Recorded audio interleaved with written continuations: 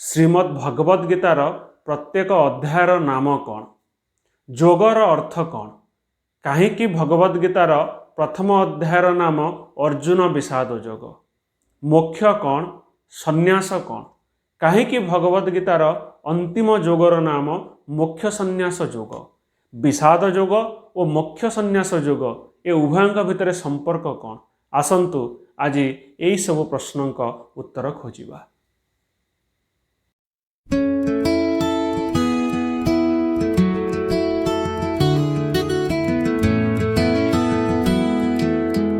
समस्तंकु स्वागत।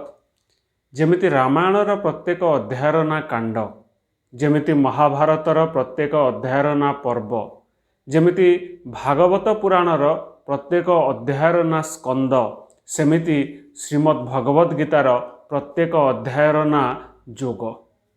भगवद गीता मूलरू शेष पर्यंत जोगर कथा कहे। जोग अर्थ जोड़िबा। आमको आम स्वधर्म सहित भगवद गीता जोड़े, आमको जोड़े आम भितर थिबा आत्मा सहित भगवद गीता, आमको जोड़े आमर विशुद्धतम चेतना सहित भगवद गीता। भगवद गीतार प्रथम जोगर नाम हेउची अर्जुन विषाद जोग एवं अंतिम जोगर नाम हेउची मोक्ष संन्यास जोग। अर्जुन विषाद जोगरे आपण माने जानिछंती अर्जुन को गभीर विषाद जेतेबेले ग्रास करिछि सेतिकी बेले ताको गीता ज्ञान प्रदान हवा आरंभ होइछि। आमे जेते विषादर अर्थ हेउछि पीड़ा, विषादर अर्थ हेउछि बंधन, विषादर अर्थ हेउछि अंधकार। आमे जेतेबेले आम पीड़ा को चिन्हि पारि न थाउ, आमे जेतेबेले बंदी थाउ अथच जानि न थाउ जे आमे बंदी अछु, आमे जेतेबेले आम बंधन मानक सहित परिचित न थाउ सेतेबेले आमे बंधन रे थाई मध्य बंदी होई मध्य आम पीड़ा मानकर आनंद उपभोग करू थाउ, ताहा विषाद भोग। आमे विषाद को भोग करुछे। किंतु हठात जेतेबेले आमे बुझू, आमे हृदयंगम करू जे आमे निजको मुक्त मनुथिले मध्य प्रकृति रे आमे शिकुली मानक द्वारा बंधा, आमे अंधकार भितरे एपट सेपट हेउछु, आमे पीड़ा प्रति मुहूर्त रे पाउछु, सेतिकी बेले विषाद रे आमे छटपट हे पड़ू, आमे मुक्ति पाई उपाय खोजू। सही बिंदु जो बिंदु रे विषाद रे आमे छटपट हेउ, आमे हृदयंगम करू जे आमे पीड़ा रे अच्छे, आमे बंधन रे अच्छे, आमे बंदी भाव रे जीवन यापन करूछे एवं सही बिंदु जो बिंदु रे विषाद को परित्याग करी मुक्ति पाइबा पई आमे उत्कंठित होई पड़ू, सही बिंदु रे विषाद जोगरे परिणत हुए। एणु विषाद जोगर अर्थ हैला निजे बंधन रे अच्छे बोली हृदयंगम करिबा। भगवद गीतार अंतिम जोग हेउची मोक्ष संन्यास जोग।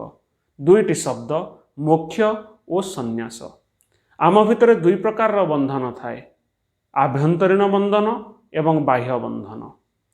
धरि नियंतु मो पाखरे लोभ अछि, अधिक अर्थ पई लोभ अछि, जेहेतु मोर अधिक टंका उपार्जन पई लोभ अछि, मु एमिति एक जीविका बाछिली जेउठी मते अधिक टंकार दरमा मिलिबो। किंतु धीरे धीरे मु हृदयंगम कली जे सेही जीविका मोर स्वधर्म अनुकूल नुहे।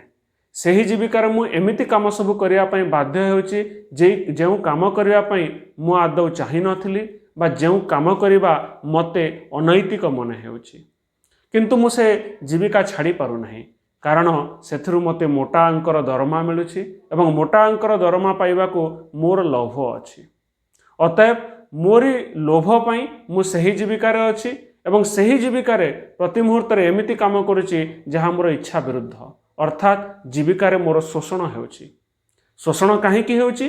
कारण मो भितर लोभ अछि बोली हेउछि। तेणु लोभ और शोषण एटा हेउछि दुई प्रकार बंधन। लोभ हेउछि आभ्यंतरीण बंधन एवं शोषण हेउछि बाह्य बंधन। जदि आमे लोभ छाड़ीदेवा तेबे शोषण मध्य रहिबो नाही। जदि आमे आभ्यंतरीण बंधन मुक्ति पाई जिबा बाह्य बंधन मध्य रहिबो नाही। निज आभ्यंतरीण बंधन मुक्ति पाइबार नाम, लोभरु मुक्ति पाइबार नाम मोक्ष। निज बाह्य बंधन बा शोषण मुक्ति पाइबार नाम हेबो संन्यास। तेणु प्रथम मोक्ष एवं परे संन्यास।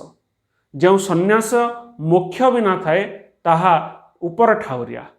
अतएव भगवत गीता जो जोगर यात्रा कथा कहे से जोग आरंभ हुए विषाद जोगरु एवं सरे मोक्ष संन्यास जोगरे।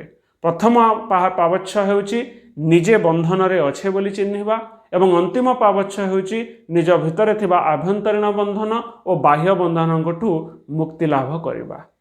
तेणु आसंतु आमे गीता को निज जीवन रे अनुपालन करिबा। प्रथम लक्ष्य करिबा आमे केउ सबु बंधन भितरे प्रतिदिन बंदी हेकी बंचुछे एवं आमे केउ केउ बंधनरु मोक्ष संन्यास लभिलेनी। समस्तंकु धन्यवाद।